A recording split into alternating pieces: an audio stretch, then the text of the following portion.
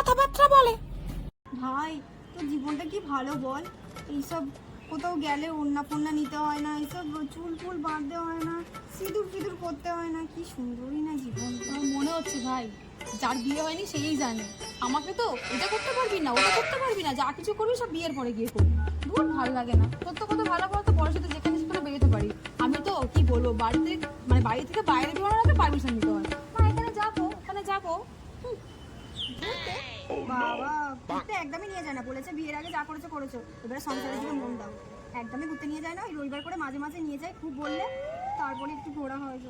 দেখ তো তো রবিবার করে নিয়ে যায়, আমার কি সোমবার আর কি রবিবার, প্রত্যেকদিন ঘরেই পচে মরো। তোর কাছে এসেছি তাই কত রকম পারমিশন নিয়ে তবে আসতে হচ্ছে, আর তুই আবার বলছিস ব্যাচেলার লাইফ। না ভাই তোর জীবনটাই বেশি সুন্দর। না রে তোরটাই বেশি সুন্দর। না ভাই তোরটাই না রে তোরটাই সুন্দর, তোরটাই नहीं नहीं दीदी वाह दीदी मतलब what is this? दीदी